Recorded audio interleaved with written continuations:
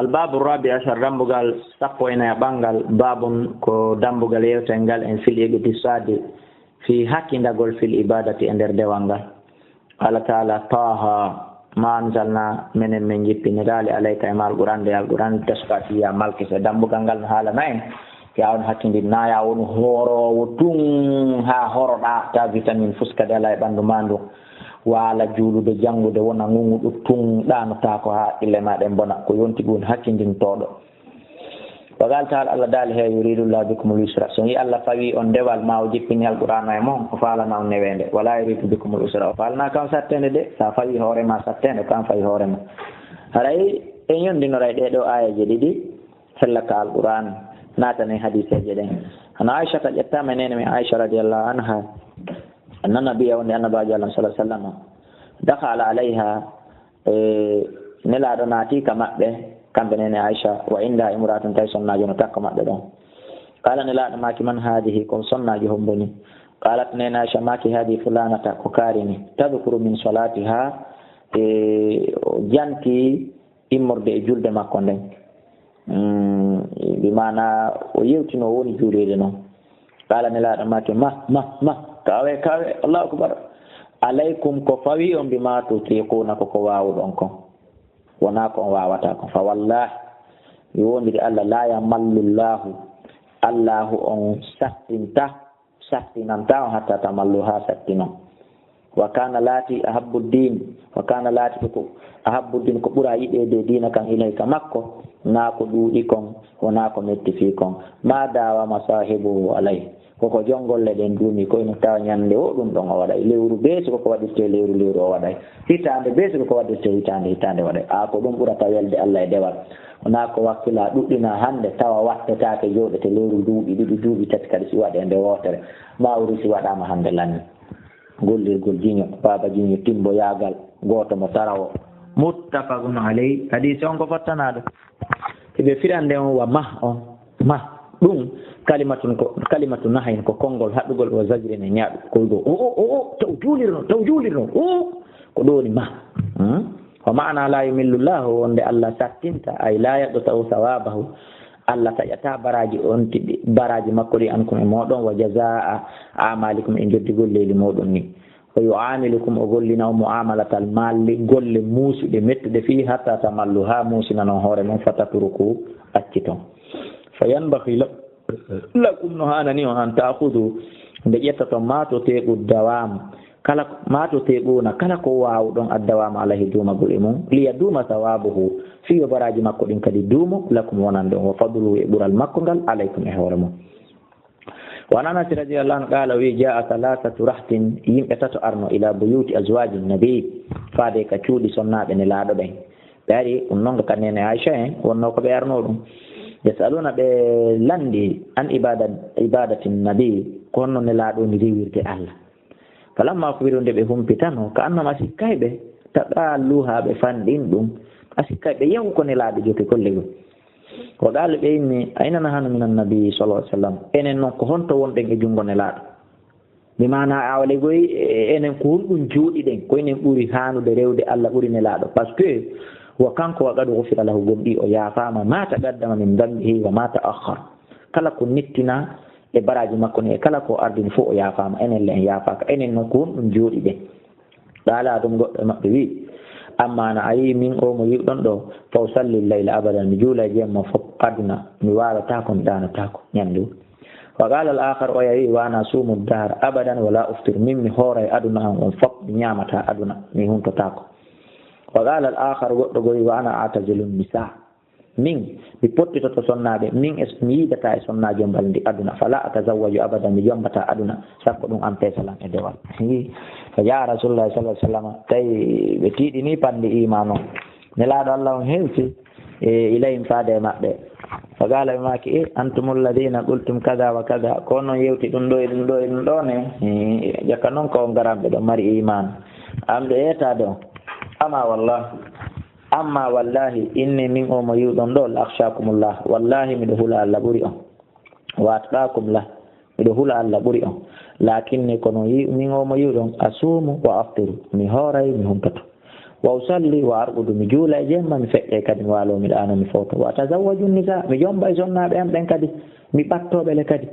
faman rakiba an sunnati awa kala le añuɗo sunna an o mi mana kala añuɗo rewgo Allah no mi rewirta Allah no haray teddungal makko falaysa minni o jeyaka e an nani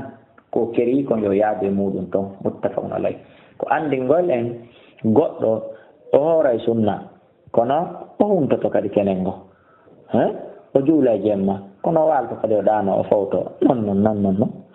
وعن ابن مسعود رضي الله عنه أن النبي صلى الله عليه وسلم قال هلك المتنطعون قال هان لا ما في صلاة الله عليه ما في هل كام بيساتينوبه رواه مسلم المتنطعون كويته متنطعون أي المتعمقون قبل لجنوبه تيدينوبه المشددون تيدينوبه ساتينوبه في غير موضع التشديد هروانا نكو كهانا ساتينوبه koɓe masalan halde juulgol ɗo hutuɗo ma fana ma geeƴe min jonna on ɗon darnon men ɗon julna men ɗon ɗerol layle ma haysi ko boowal layle julna ɗon ha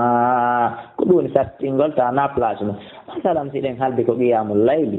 ɗum hiɗen hande ko place sattingol on faami misalngal ka an abi hurairata radiallahu anhu yo yimɓe ɓen accu yiltitoɗen ɗa taw yimɓe ɓen no acci sattingol woɓɓe jonnete ɗo yo du'o du'e ɗon ha wi'oɓe amina ɓen accita wiide amina hake ko du'a on juuti yo ɓe accu ɗum ɓe mara dalil ɗum hayrul umuru awsatuha piiji ɗin fof ko ɓuri moƴƴude ko hakkunde yumɗum siko du'a min jonnuma siko julnugol min jonnuma siko jannugol min jonnuma waɗu hawrina taraɓɓin ɗin pandita juutin ɗon ha jama on maako anda hawju ɓe no ton nawnu ɓe no ton habbaɓe ka mu'um no ton ko ɗum ɗon tonguide sifa ɗin piiji jora ɗon du'aji e rabbanaji ko hunji e ko hunjaade ko ɓowri e ko ɓowra du'o ɗon hata hande kadi koko wonno wolude ko woni fillitade ma jonne ɗo bayana wowla ɗon ha moƴƴina yilto wowla ɗon ha bonna few wowla ɗon ha yimɓe ɓe yejjita ko wowla ko ha foppo ngaɓa sundulla ma jonne ɗo hutuba yo julnu jama waɗa hutuba ha yimɓe ɓen ɗano ta juulirde nden fop ɗani ke hino soƴƴade on to ɓe yimɓe yingol sattingol ka windi wota en sattintake وعن ابي هريره رضي الله عنه عن النبي صلى الله عليه وسلم قال ما ان الدين اندينو ka dina o yi ka yusrun ka ko newende hani kala sattin do ka wana mene walan yushaddidu din walan yushadda din sattin ta ka dina ahadun goddo illa ghalabahu sona ka folaymo kala tawi do sattin ka dina ka ampe saymo fashaddidu hibbondire udde jolle den wa qaribu battoniron wa abshiru welto ɗon wasta'inu wallindiron bil ghudwati bimbi wa rahati kikiɗe wa shay'in e seeɗa min ad-dulya ka tumbere jemma rawahu al-bukhari wa fi riwayat naade fi lego saddidu uddindire ko fanda nayon sokinde alegoy ko yum uddidir jolɗe ɗen hakkundeji mon wa qaribu battondiro wa hudu wa ruhu dawo hirndon wa shay'un e seeɗa min ad-dulya immorde tumbere jemma القصد كفاندا القصد تبلغ القصد كفاندا القصد كو حكين دينغول تبلغ لغينو قولوا كويكم الدين هو لهم مرفوع كبانتانون على ما لم يسمى دو كون كوولاك إن فاعله هو دو وروي منصوبا في اللام كد كودا منصوب وروي في اللام كد لن يشاد الدين ستن تاكا دا دين أحد هايغو وقال صلى الله عليه وسلم ما كن لادو إلا غلبه صناك فولايم أي غلبه الدين دين كان فولايم وعجز ذلك أورونك فيوتينو دي المشاد ستين دي ستين دين المقاومة الدين في درنا قول دين كان لكثرة طرقه سبقود قول لا بمكة والغدوة داو قول سير أول النهار فيهو قول بين بلا والراحة هيرندو قول آخر النهار فيهو قول هلا نيالورما هلا كيكي دي والدلجة كويتي لوجينغول جمع آخر الليل هولغول تمبر جمع كسكتور جمع à partir de 3 heures du matin nattilile وهذا استعارة رندوك كونغول لبانغول وتمثيل امبادينغول ومعنى في من تيجي تيجي كن لا دفاندي ويغول دو سددو وقاربو وغدو وروحو وشيء من الدلجة تيجي تنكو بفاندي كون لغوي استعينوا كيو والي تر على طاعة الله افتقل الله عز وجل بالأعمال سبقوا الليل مؤدي في وقت نشاطكم اندر سائجي السفت دون وقل وفراق قلوبكم سرندغول برد مودون دين بحيث lidduna sanga ka welani on fi al ibadata wargol dewanga wala tasamuna wata on am wata bulughuna tiintinon maqsudakum faanunde moɗon nde wata bulughuna hewton yotto ɗon maqsudakum faanunde moɗon nde kama annal musafira masalan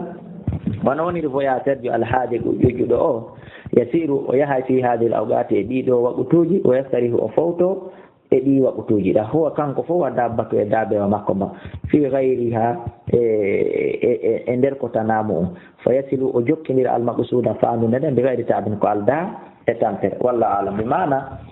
voyateur jo ɗo ƴoƴuɗo o masalan kan kadi ko yo yaw seeɗa o fowto seeɗa o yaha seeɗa o fowto seeɗa mbaɗɗateɗi ndin fowto seeɗa siko machine kadi o garama on kadi ɓurta seeɗa ko ɗum wiyete ƴoƴuɗo ɗon o hewta e faandude ka o faandiɗi yahude ɗon ko alda e tampere ɗum ɓuri innugol sin ɓuri ke ɗo luttituma mi hewtoy jewta komi fowta komi watta estal ko ɓuri kon o paanay ka laawol ma so o paanal ka laawol kono awa hewtegol makko taw o lanni tampode ko ɓuri kon arata ka labtani o yarata wana nas radiallahu anhu qala dakhala annabiyu sallah ah sallam nelaɗo natun almasjida ka juulede فإذا حبل تاي بقول ممدود هنا فمتا بين السارتين نهما حكم التقال جولي جدين فقال الماك ما هذا الحبل بقول هن أمي قال إن هذا حبل لزينب بقول زينبا فإذا فترت تعلقت بي وفي يجول لها ستأيوني تون أمي ووينغو إمقل له في وتأوال تأيون كألا فقال النبي صلى الله عليه وسلم هلوه فيرتين liyusalli yo koni yo juulu ahadukum goɗɗo mon nashata o embere ko softi kon embere ko o waawi kon fa ida fatara si o gongi falyarqudu yo ɗaano illa laayi ɗum yo ɗaano muttafaqun alayh wona aichata ƴettama nen aicha radiallahu anha anna rasulallah wonde laaɗo noon sallah sallam qaali maaki ida naata ahadukum si goɗɗo e moɗum gongi ɓowata kanko e sallimo julde falyarqudu yo ɗaano taw hatta yadaba anhu nawm ha ɗo ngol ngol iwa fa inna ahadakum no goɗɗo mon ida salla so juuli wawata kanko naishun ko o gonguɗo la yadiri o andata la allahu no gasa kanko yadhaba o yahay yastaghfiru fi insinagol fa yasubbu nafsahu o wonta yennowo hoore makko muttafaqun alayh وعن ابي عبد الله جابر بن سمرة رضي الله عنهم قال كنت ملات اصلي من رجلين مع النبي ونبي باجان صلى الله عليه وسلم الصلوات وقتوجين فكانت صلاه جلدنا لا قصدا ko hakkindi ɗum wa khutbatu khutba makko ɗum kadi kasdan koko hakkindi hunde o waɗata ha yimɓe ɓen foɗano ŋaaɓa sundulla ɗon weele haaji ɓo rawahu muslim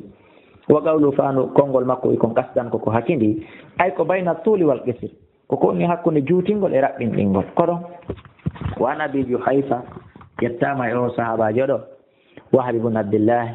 radiallahu anhu qala akha annabiyu sallah sallam bayna salmana wa bidarda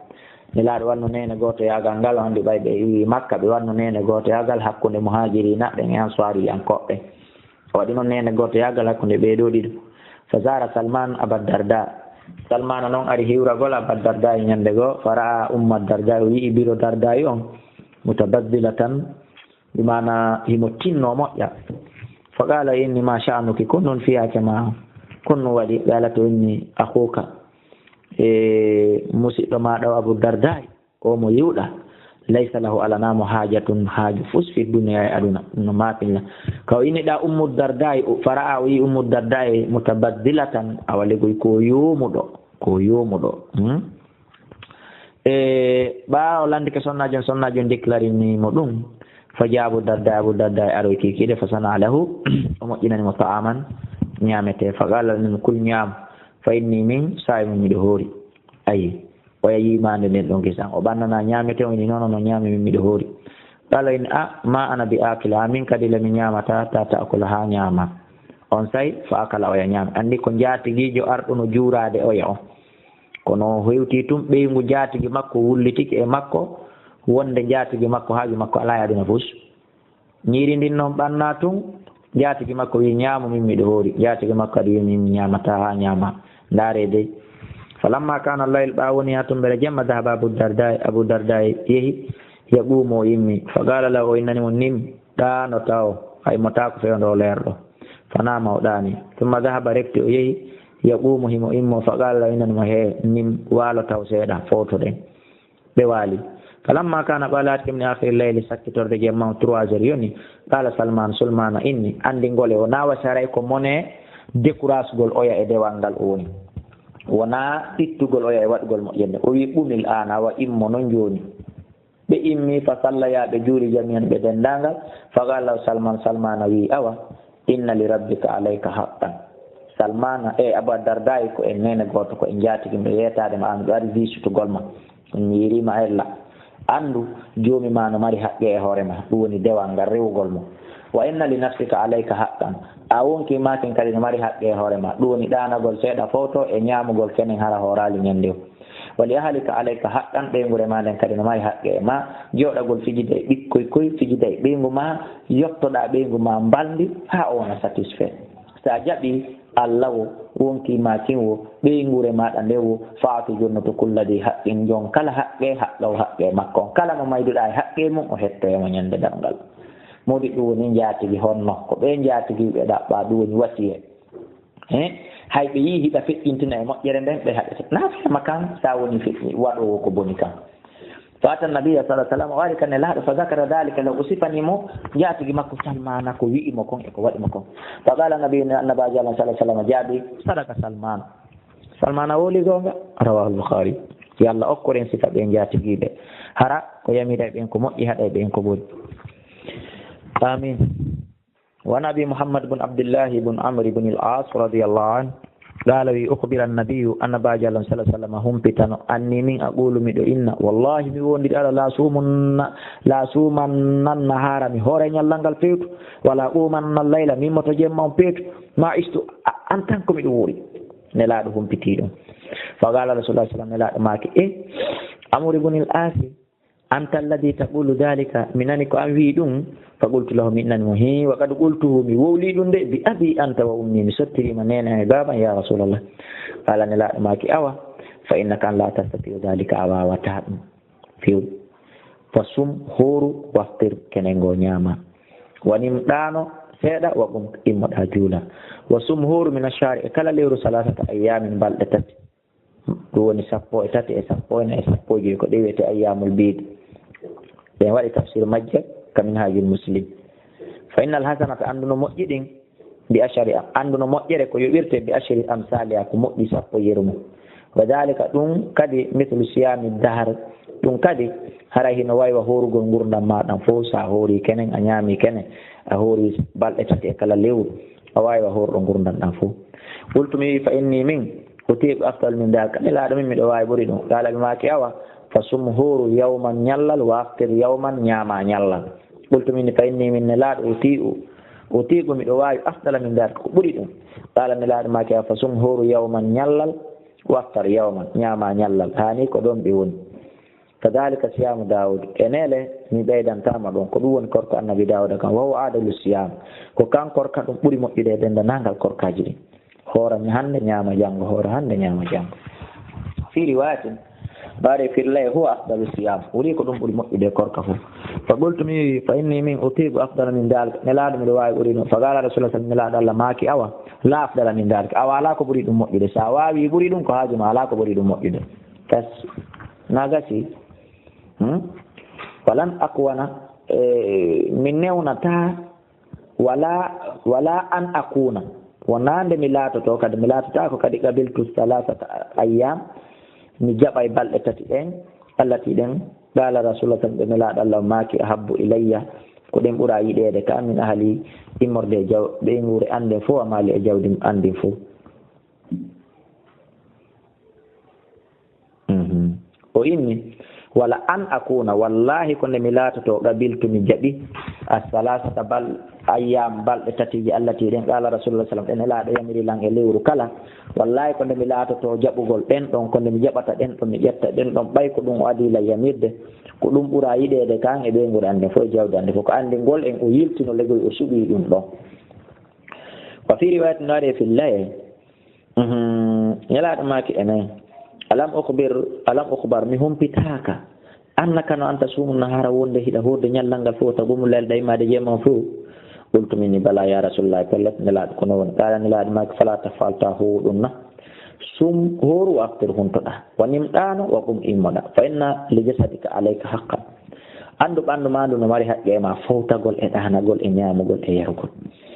wa inna li aynayka gite ma ɗen taw alayka hiɗe mari e jungo ma haqqan geɓal sabu ɗanagol majje wa inna li zawjatika andu no wodani ɓeygu ma kadi alayka e maɗa haqqan geɓal sabu ɓattagol ma fijita e makko wunduda e makko yotto e makko baldi wa inna li zawjika alayka haqqan ay ɗon noon ɓe jokkidiri ka wa inna li zawjika andu no wodani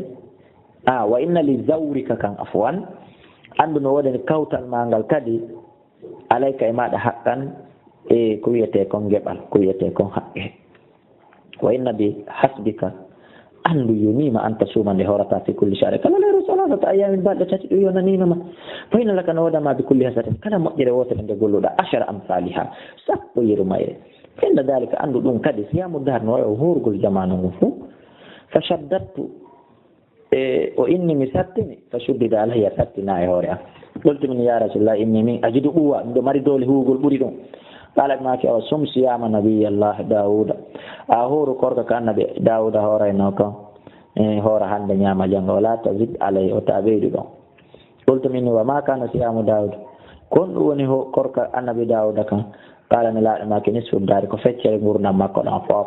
andi jonno ɓawo satti o sattinanama fa kana laati abdoullah yaqul mo innayno ba'da ma kabira ɓawo o nawyi o inna joni ya laytani e jallo an qabiltu harami jaɓuno ruksata rasulullah ko nelaɗo ni nanno lankon horugol balɗe tati e nder lewru kala harami jaɓuno nden feere ɗon harayno hande no moƴƴa hayno noon hande dow joni mi nawi ko be tun joni mi hoora hande mi ñama janggo mi hoora ɓa mi jaɓanali mo ɗum ɗa joni noon o wi'i lan ko ɗum ɗo mi waɗata goɗɗo sattata feere wa fi riwayat nare fillahi alam ukhbar enen mi humpitaka annaka a wonde anta suumu darda horude e gurdanɗam fof wata ɓural qur'ana hiɗa janngude qur'ana kulla laylatin jemma fof fa qultu mi jaabi bala kono woniri ya rasulallah kono noon walam urid bidalika illa alhayra mi fanditaki ɗum sowona ɗaɓɓugol moƴƴere qala ɓe maaki awa na ano warrata ta waɗu andi ɗum fof ko amar ibnul asmi ka ɓe maaki kasum sawma nabiyallahi huru korka annabi dawuda kan fa innahu koni kana laatike fa innahu kanko kana o laatike abadan nas mo ɓuuri yimɓe ɓen fof rewugol Allah kono hol laali mo rewa Allah ɓuuri nelaɗo ɓuuri hedditiɓe ɓen fof de ko woni goɗɗo ko yo townu musidɗo muɗum on e hoore mum waqra alqur'ana janga alqur'ana fi kulli shahrin e kala lewru bi mana tippa qur'an e nder lewru ta on tippo qur'an jemma kala sabu ya fawtu qultu min ya nabiyallah inni mi utib aktara min dhalik miɗo wawi ɓuuri ɗum qala maki a faqra awa jangude bi kulli shirina balɗe noga e kala qultu min ya nabiyallah inni mi utibu miɗo taɓana aktara min dhalika anda goɗɗo nawi o ndaaru ko o tenata kon ka woni suka ko yo andu to si Allah okkimo duuɓi mo sati nawyude yon noon kala gollal moƴƴal ngal keeroyuɗa fuɗɗagol hiɗa foti duumade e malkal on faami qala ɓe maki a faqra jangude fi kulli ashirin e kala balɗe sappo qultu min ya nabiyallah inni utibu afdala min dhalika qala ɓe maki a faqrahu fi kulli sab'in tippude nder balɗe jeɗɗi kala ɗon noon wala tazid ala dhalika ta ɓeydu ɗon o wi o fa shadattu mi sattini fa suddida alayya sattina e hoore am yawno ɗon ha o yeeli hara noon ko lewru on o jaɓuno ara no moƴƴanimo yon noon balɗe jeɗɗi kala ko ɓe o tippa wa qala linnabi sa sallam annabajo Allah ma kanila innaka an la tadri a anda la Allah kano gasan yatulu bika umurum gasa gurdam maɗan juutoyay hara a wawoyta ko wawɗa ɗo hande qala wi fa sirtu mi wontile ilalladi qala linnabi e konko nelaɗo wi ilan tege mi woni e ɗum mi ɓuuri mi nawi falamma kabirtu ɓami nawi yande kadi wadittu mi wonti miɗo yelo anni hara min kuntu mi laatino qabiltu mi jaɓuno ruksata nabiyallahi newnande nde annabajo Allah sallallahu alaihi wasallam hoynannolan nden fa fi riwayatin nare fillahi wa inna li waladaka andu no wodani hay ɓiɓɓe ma ɓen alayka e maɗa haqqan geɓal sabu fijudugol e maɓɓe jannaɓe waajoɓe wa fi riwayatin nare fillahi la sama man sama al abada awa teddungal ma korka alana horuɗo furayi ɓe maki ɗum salasa laabi tati wa fi riwayat nare fillahi habbu siyam ko ɓuri moƴƴude korkaji ni fof ilallahi ta'ala siyamu dawuda ko korka annabi dawuda kam wa habbu salat ko ɓuri moƴƴude julɗe ɗen fof ilallahi ta'ala salatu dawuda ko julɗe annabi dawuda nden fi on noon kano laati yanumu mo ɗantono nisfa layli feccere jemma on tes way ɓumo immo sulusahu tata ɓangal wayanamo yilto ɗantoyo sulusahu jeega ɓangal wa kana o laati yasumu mo horeno yawman o yiftiru yawman wala yafirru ida laqa wala yafirru ko ɗum woni o dogata ida laaɗa so hawrodirama kadi ka jihaadi kadi o dogatano wa fi riwayatin qala o wi an kahani abi jombananno ben an imratan sonnajo gata hasabin marɗo dande yeɗɗude wa kana o laati yata'ahadu kinnatahu ko ɗum woni imo ƴewtotono ko suuɗi e makko kon ay imratan sonnajo waladahu ɓiɗɗo makko on imra'ata waladahu afwan wa kana o laati yata'ahadu imo ƴewtotono noon kinnatahu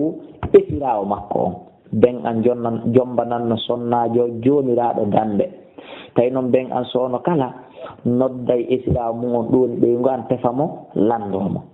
ay imra'ata waladahu ko ɓeygu ɓiɗɗo makko on ko ɗum wiyete kinnatahu fa yasaluha o landomo an ba'liha fi mudi makko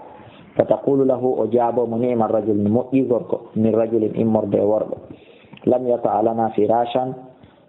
wa lam yufattish lana kanafan mundu ataynahu o inna alaji en ma a ko ɗum woni baba en o geɗal mo on moodi an o moƴƴi e worɓe ko gorko ɓurɗo e moƴƴude lam yata'alana o fukkanali men firashan daɗɗuɗi few wa lam yufattish lana kanafan ko ɗum woni o wiƴƴitanaki men kadi ko ñiddi mundu ataynahu ila men arika makko ɗo falamma tala dalika alayhi ɓaɗum ɗo juuti tuma kala gorko landi sonnajo on koni sonnajo on jaborta dakara dalika annabi o yehi o jantoyi ɗum ɗo ka annabajo allah sallah sallam fa qala nelaɗo jaabi alqiniɓe addani ɓiɗɗo ma o falaqituhu mi hawru e makko mi addimo bada dalika ɓaɗum fa qala nelaɗo make kayfa tasumu kon noon ɗa horirde wolani qultum inni kulla yawm kala ñalande mi hoore qala make o kayfa tahtim kon noon ɗa timminirde qur'an qultum jaabi kulla laylatin kala jemma mi tippay wa dakara nahawa ma sabaqa o jantini nel o jantani mo ɗum ɗo aalegoy nelaɗo yewtimo embere no feƴƴirno noon to horirni juulirni on faami ko ɗum woni o jantanimo embere no o jantorno no sifa ko o janti tun ko wa kana o laati yaɓurawo mo janggayno ala baabi ahli e dow yoga e ɓeygure makko nden assubo balɗe jeeɗiɗi alladi ɗum yaɓurahu ko janggayno ya'riduhu weeɓito e makko nan nahaari immorde ñallal ngal yakuna fiyo laato a haffa alayhi fiyo ɓoydumo foygintino naade billayli jemma wa ida arada so falama an yataqawwa nde o tiiɗata o heɓa doole moƴƴa aftara ayyaman o huntotono kadi balɗe wa ahsa o konta wa sama o hoora mitlahunna yeruɗe o huntiɗen kadi karahiya tan ka añugol an yatruka nde o accata shay'an goɗɗum faraga alayhi nabi sallallahu alaihi wasallam ko annabajo Allah acci kon kullu hadi riwayat dendanangal ɗi riwayaji ɗi adduɗen ɗo fab sahihatan ko ɗi selluɗi mu'zamuha yuɓɓudi majji on fi sahihayn ka sahih bukhari e ka muslim wa qalilun minha fi ahadima seeɗa e muɗum kadi hinon nder goɗɗe majje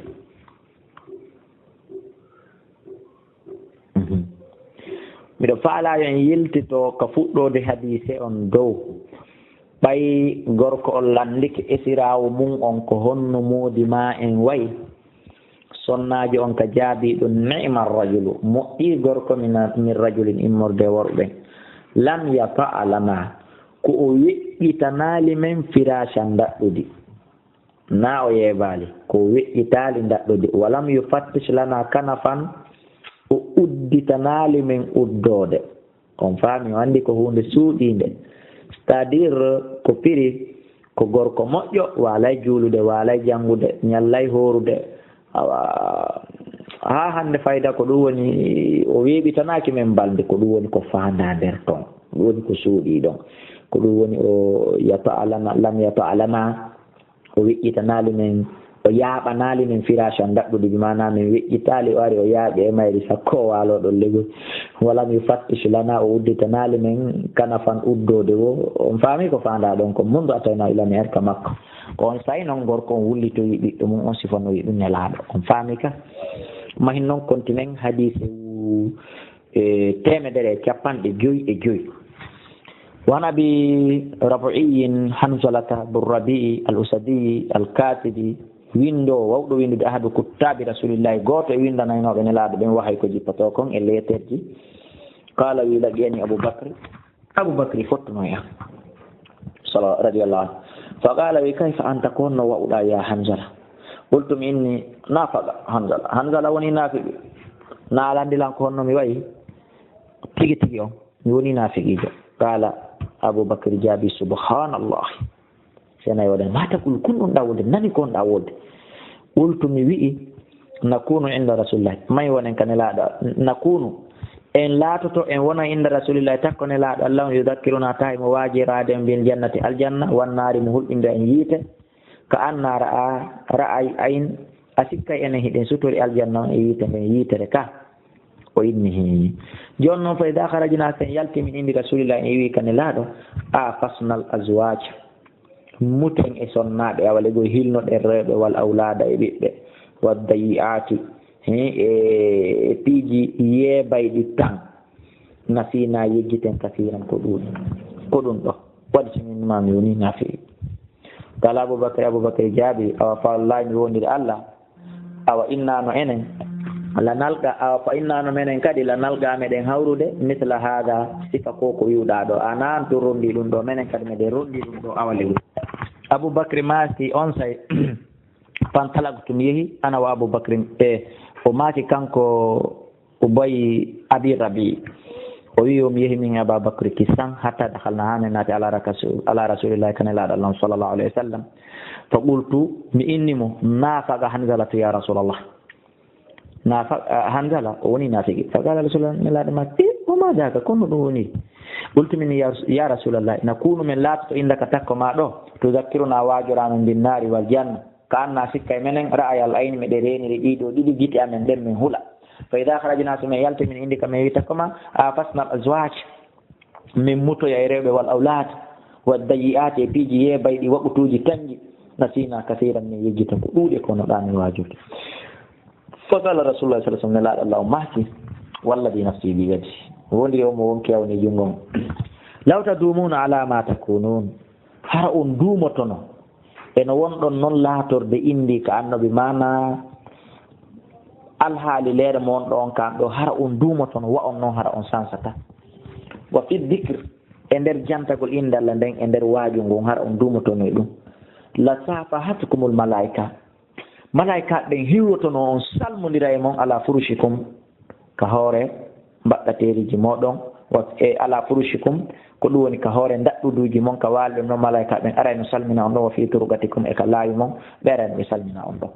no maniére no jooɗor toon ka an ɗo mi janna on mi waajo on leer no wawɗon noon hara on continuirayno noon furay hara on sansata malaika ɓen tawa noon ka daɗɗule mon e ka hoore laawi mon hiwro walakin no siko woni to ya hanzala ko ayo hanzala sa'atan wa sa'atan ko kenen ardoton ar ƴewgol bayana ko ɓorto piira yawgol julde jama ka julirde ko ɓorto piira naferama miɗo yawde mi ƴetta deftere nden mi janga ko ɓorto piira ko ɗum woni salasa marratin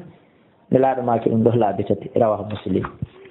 qawlu wi'gol makko ribi'iyum ay bi kasri ra'i wal usaydi e wi'gol usaydi bi dammil hamzi sabu ko hamzu on waɗa kon tural wa fati sin on waɗa poccal wa baada hayno ɓamu ya'u maksuratun ko ɗum woni awa masaɗo mushaddadatun sattina wa qawlu e wi'gol makko ɗi mana ɗum ɗo fof ko andi ngole alegol ko inde goɗɗo wa qawlu wi'gol makko afasna huwa ko ɗum huwa ko woni ɗum bil ayni sabu ayni on wa sin e sin al muhmalatayni tertaɗi ɗiɗi ɗi toɓɓa kadi ay koni alajina men ƴewto wala abuna men fija min muta e fijirgol reɓɓen e paykoy wadda yi'atu al ma'aish ko nguure min muta hande kadi e nguure yeɓowota وعن ابن عباس كتاب عبد الله بن عباس رضي الله عنهما قال بينما النبي صلى الله عليه وسلم يخطب من خطبته إذا هو تيو كان برجل قائم من دون يغورك أن داري سأل عنه لندي في أغورك فقال بني أبو إسرائيل كأبو إسرائيل نظر أن داري أن يقوم بأن إمته في الشمس enanga ngen wala yaqudu o jodo tako afwan ka nagara fudi an yaɓuma wonde o immoto fi shamsi ka tumbere nange wala yaɓude o jooɗotako wala yastajillo o sorata e ɗowdi wala yatakallama o wolata wa yasuma o hooray kadi abada fa qala nabiyu sa sallam annabajo allah maaki muruhu yamiremo falyatakallam yo wolu wala yastajilla yo sore ley ɗowdi wala yaɓudu yo jooɗo e fowto wala yutimma sawma yo timminir korka makko kan saabu humtagol e fawtagol nani haalanemo ɗum ko ɗum ɓuri moƴƴude rawal boukhari ko imam boukhari on ko filli musidɓe julɓe haray ko ɗo kadi e faslum 14 on woni ko gasi hara yiltoɗen rewtoɗen ɗum ɗo kadi ha moƴƴa heɓen kadi no feƴƴiren wata en hawju feƴƴugol kippen ha wawo embere ko tata en yii wonɗo fiinude on wona jomiraɗo gandal ko anniwi o woni hollude wallahu ala wa alam.